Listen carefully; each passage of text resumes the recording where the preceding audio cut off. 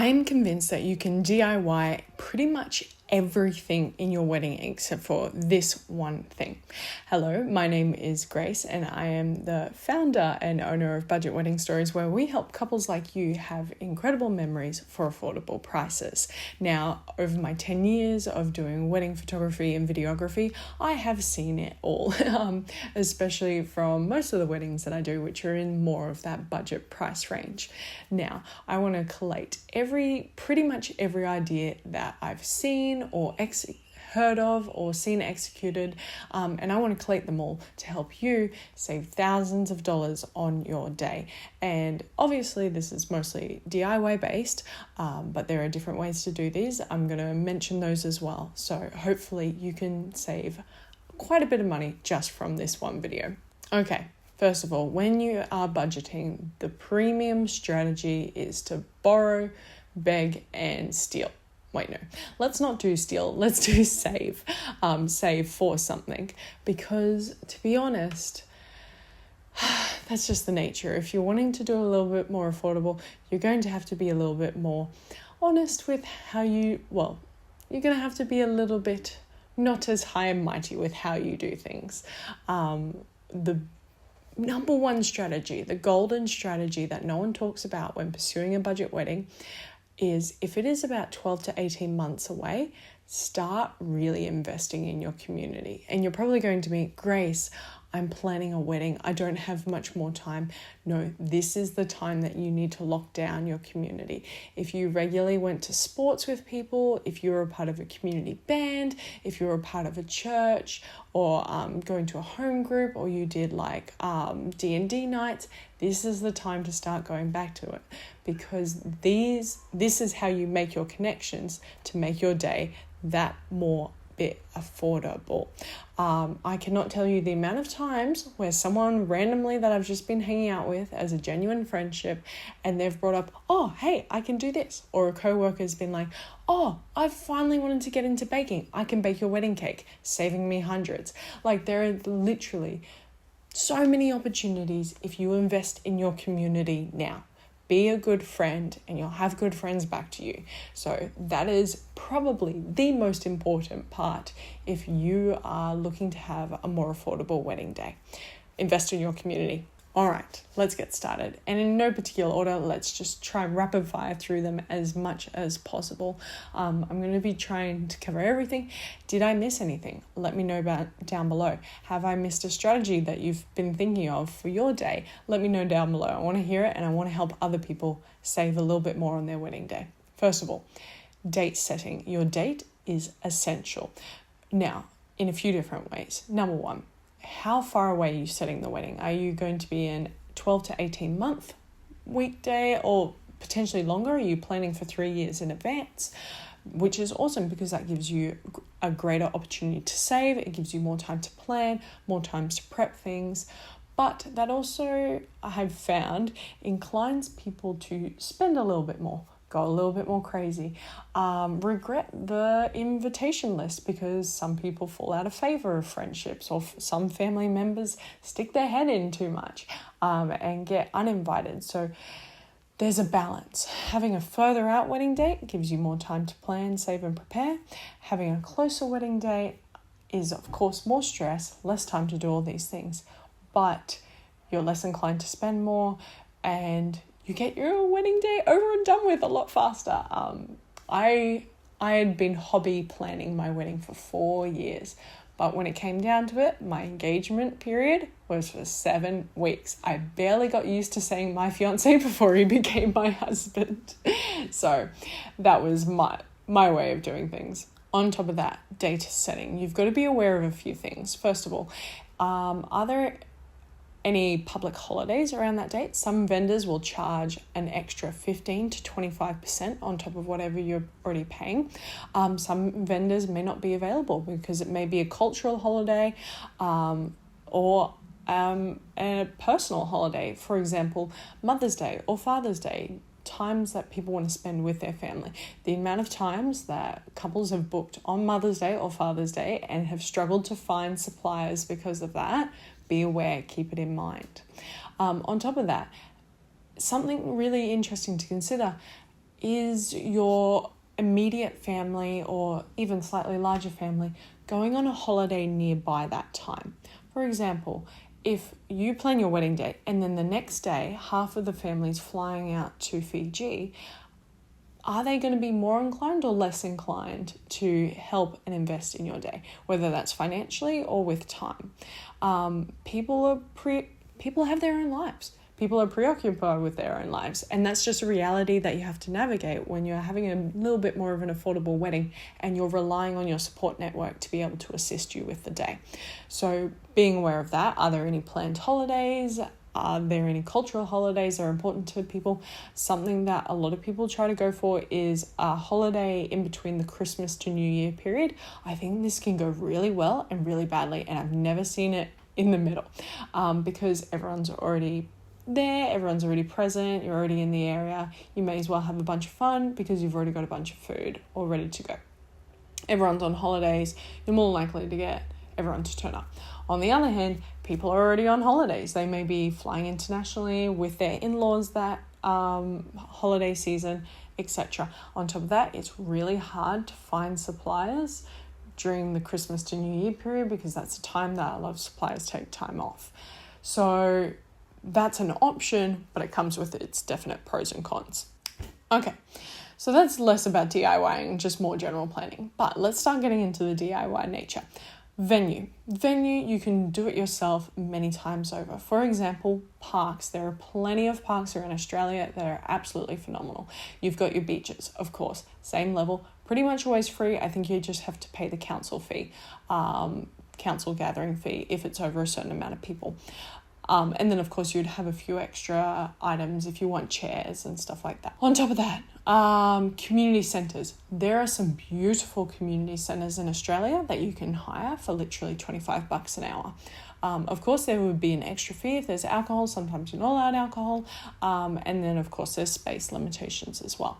Your local RSL or something like that. Often more on the affordable range and often offers options for you to be able to do it yourself. And then, of course, the ultimate DIY venue, your own backyard. You would be surprised the amount of backyard weddings that I've seen that people shine and scrub that place right up.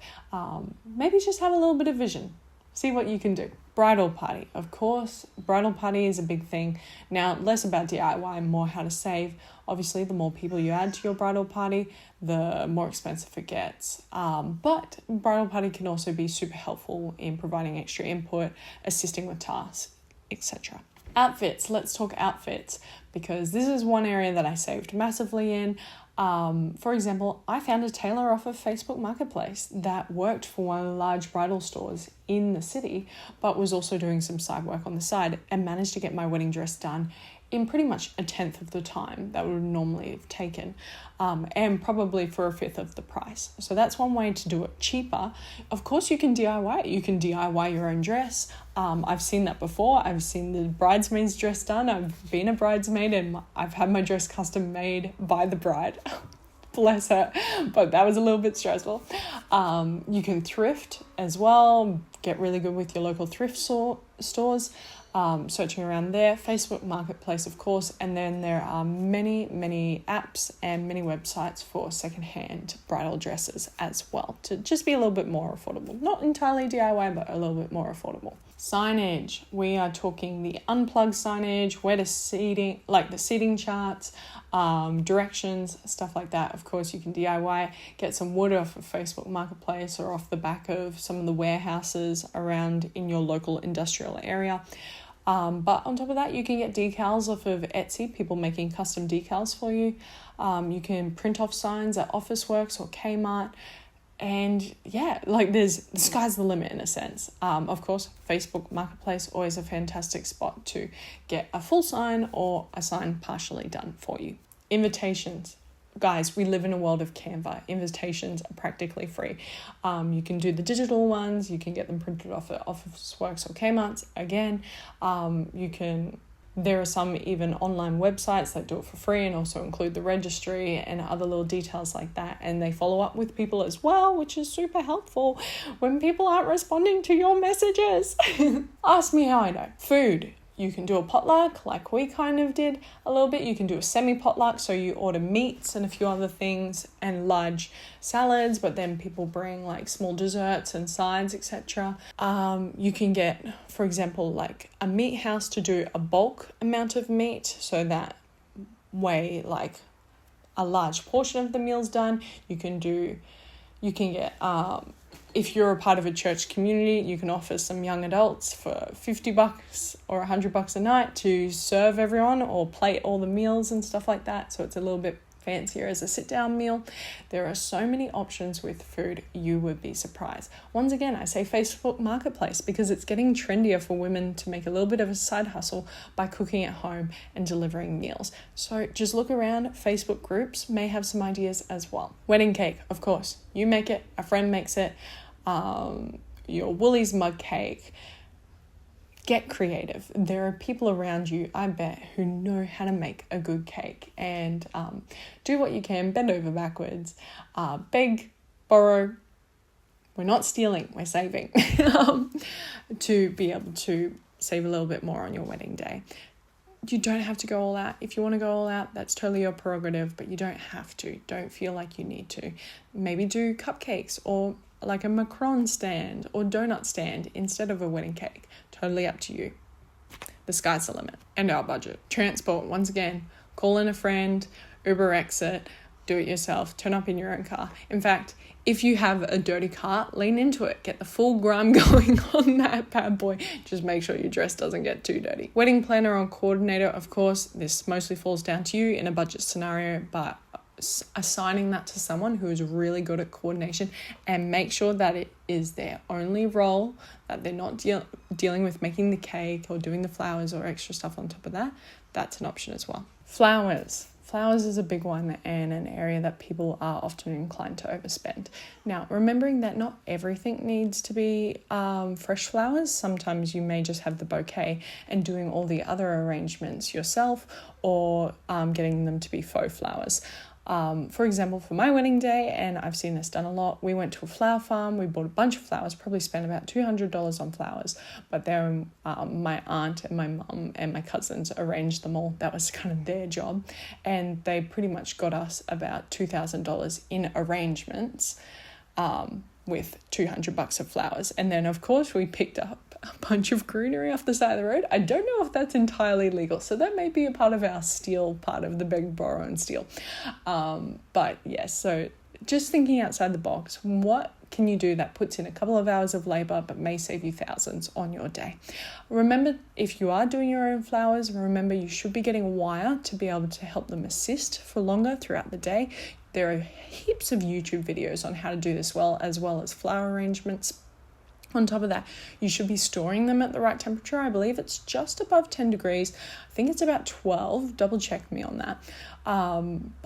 And watering them regularly with a spray, because otherwise they're going to wilt, and they're going to wilt fast. So watch out for that. Wedding rings, obviously this one's a little bit harder to DIY, but not impossible. Of course, you could always do your own workshop where you go and make your own wedding rings, or you could go to cash converters, get them a little bit cheaper there, Shein or another online retailer. That's another option as well. Make sure you are ordering well in advance for your day. You don't want them to arrive late. You don't want there to be any delays, and just be aware that if you are going to a slightly cheaper place, just be aware that they're not faulty and you're not opening them up for the first time on the day, which is what happened to my then fiance, realizing, oh no, I'm about to propose to my girlfriend with this and it is not proposal ready. Thinking about hair and makeup, of course, this is one of the areas where you're starting to want to really call in a friend. You could do it yourself, 100%. Literally had a bride today talking about how she went to Mecca to get her makeup done there, which is a fantastic idea. As always, do several trial runs, especially if you're doing it by yourself. Know your time. Know what state your hair should be in if you're doing it by yourself. Should you be washing it the day before? I don't think most hairstylists want that from memory, because it makes your hair too smooth. but also being aware of the style that you're employing. For example, I've seen some brides do it and it doesn't pull it off well. They haven't gotten their hair cut, but they're having a hair down and they're not doing any treatment with it. They're not curling with it. And so it's kind of really obvious there's lots of split ends. So if you aren't getting a haircut before your day, it's important to remember to probably do something that's braided or buttoned. That way it just falls a little bit more nicely. Entertainment, of course, YouTube or Spotify Premium. That's one way of doing it yourself. Once again, assign someone to the role, clearly define the role and the tasks within it. So make sure they know when to jump to which playlist at what times. As well, a fun idea that I've seen done is reaching out to your local university or school or music school and pretty much going, hey, we are having our wedding. We're looking for some musicians who might want a bit of exposure. Don't use that wording. It's very triggering for artists, actually. We're having a wedding. We can offer some money to cover fuel and a meal. Do you have anyone in mind? We would love to give them a review towards starting their business, stuff like that. And if you're going to go through this path, make sure to follow through, especially on a review. Be sure to refer them, word of mouth, even share their page on your Facebook. Don't be a really terrible person who doesn't follow through on these promises.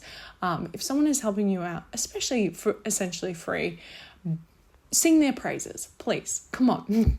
This is the basic things that we need to do. Okay, getting into the fun ones. DIYing your photographer or videographer. Now, this is entirely possible. This is where you start to trade stress for finances. Stress of the things that could go wrong, have gone wrong, or technical issues that went wrong. So obviously, the more that you spend, surely the people that you get should be a little bit more skilled, a little bit more inclined, a little bit more trained. That's generally the rule that you would hope for. Now, there of course are exceptions. We're working to be one of those exceptions, to have incredible memories for affordable prices. But for most of the industry, I would highly recommend checking out their portfolio. Don't look at the shots. This is interesting. Don't look at the particular shots or how nice the person looks or the beautiful veil that the bride has, etc. Look at how many weddings there are and how many locations there are and at different times of the day.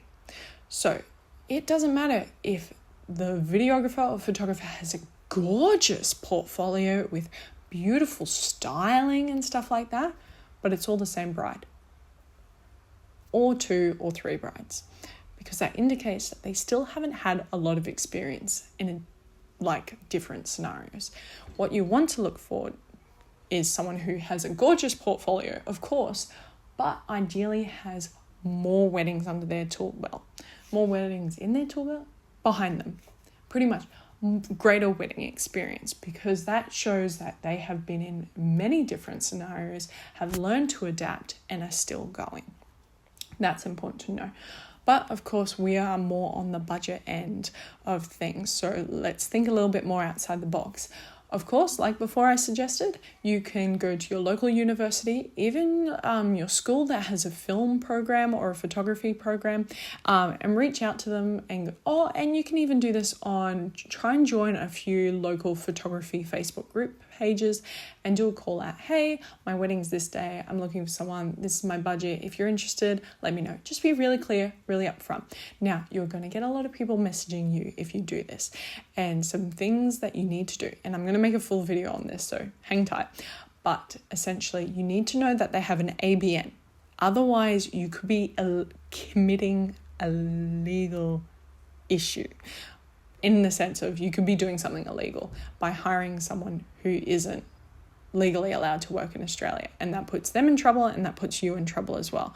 Do not get yourself a phenomenal $500 photographer and then spend $10,000 in your mental energy and effort dealing with a court battle 2 years down the road. On top of that, so make sure they have an ABN. Ideally, make sure they also have a bit of a portfolio. It doesn't have to be all weddings, especially if you're getting really cheap for someone, but it does have to show that they are skilled at posing and events. posing and events are two things that you want to see in their portfolio, because weddings are essentially a culmination of the two of those, posing and events. So if you're going for someone cheap, make sure that they have those two things. And of course, finally, it's not going to be great, but ultimately you can just set up a phone on a tripod, make sure it's on a tripod, make sure that someone isn't holding it on the day, because you will get them scratching against the mic. Make sure someone steps back. If it's going to be windy, it's not going to sound great. If there's terrible lighting, it's not going to look great, but at least you have your wedding day vows and those moments all recorded. Like I say, if you're going to invest in photo and video, make sure you do it well, or just don't do it all, because the stress of it being done badly is worse off in the long run. Whatever you do, don't do photos on your phone. Please, I beg of you, just get someone with a nice camera at least. Don't expect too much of them, but just get someone with a nice camera at least, please. Now, there's ways to do this better and more details that I'll give in another video. Now, finally, what is the one thing that you can't DIY for a wedding, no matter how hard you tried? That is, of course, the celebrant. Legally, you cannot be the celebrant of your own wedding day, I believe, from what I know. And of course, you need your witnesses on top of that. So you're going to have to call in a friend, and they can get their celebrant certification for a lovely $3,300. So might be just best to hire a celebrant instead. Anyway, thanks heaps for watching. Bye for now.